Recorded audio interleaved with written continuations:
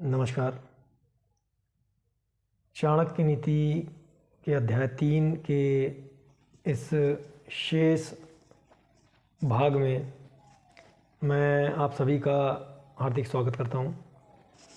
आज इस अध्याय 3 का समापन होगा और अध्याय 3 के अंतिम कुछ श्लोकों में आचार्य चाणक्य द्वारा बताई हुई सीख को हम देखेंगे। तो आइए देखते हैं आचार्य चाणक्य हमें अगले श्लोक के माध्यम से क्या समझाना चाह रहे हैं।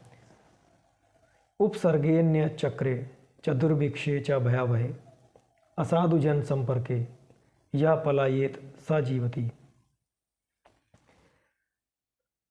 यहाँ पर आचार्य चाणक्य हमें बता रहे हैं कि जो व्यक्ति देश राज्य में होने वाले भयंकर उपद्रवों, दंगे फसाद, शत्रु द्वारा किए गए आक्रमण, भयंकर अकाल तथा दुष्टों की संगति से सुरक्षित बच निकलता है।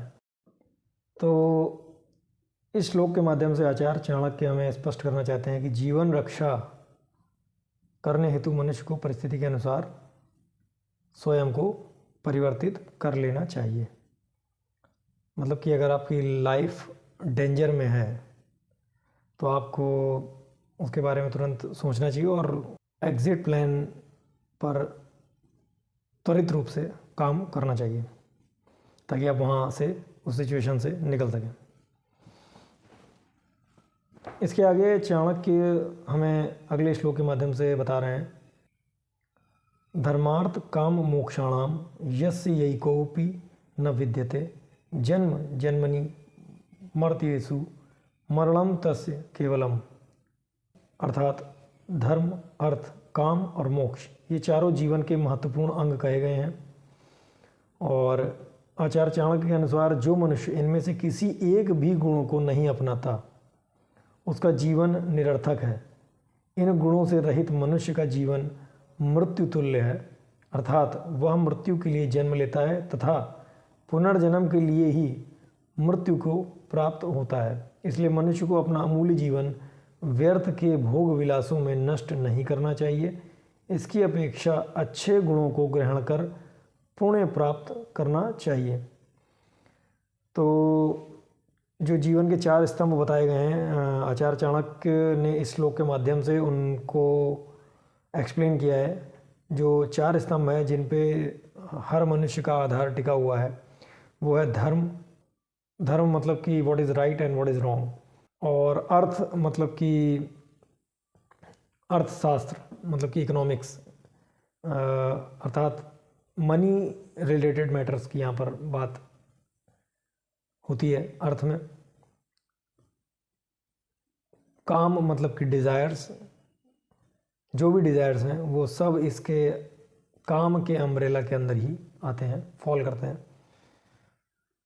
मतलब कि आप कुछ भी परचेज़ करने की इच्छा करते हैं या अच्छा दिखने की इच्छा करते हैं, अच्छा खाने की, अच्छा सोचने की, अच्छा पहनने की, या कुछ भी ऐसी डिज़ायर्स हैं जो, तो वो सब काम के अंतर्गत आती हैं। और मोक्ष मतलब कि मोक्ष को जीवन का अंतिम लक्ष्य बताया गया है। मतलब कि मुक्ति की बात की जाती है यहाँ पर मोक्ष में, ताकि आपको बार बार जन्म और मरण के चक्र से मुक्ति मिल सके।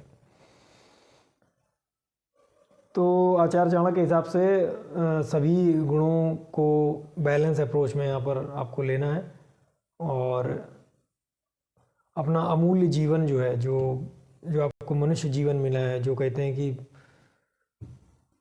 करोड़ों योनियों के बाद मिलता है मनुष्य जीवन, तो उसको जो है व्यर्थ के भोग विलासों में वेस्ट नहीं करना चाहिए हमको, और अच्छे गुणों को ग्रहण करके, अच्छी क्वालिटीज़ को, कैरेक्टर को ग्रहण करके हमें पुण्य प्राप्त कर लेने चाहिए।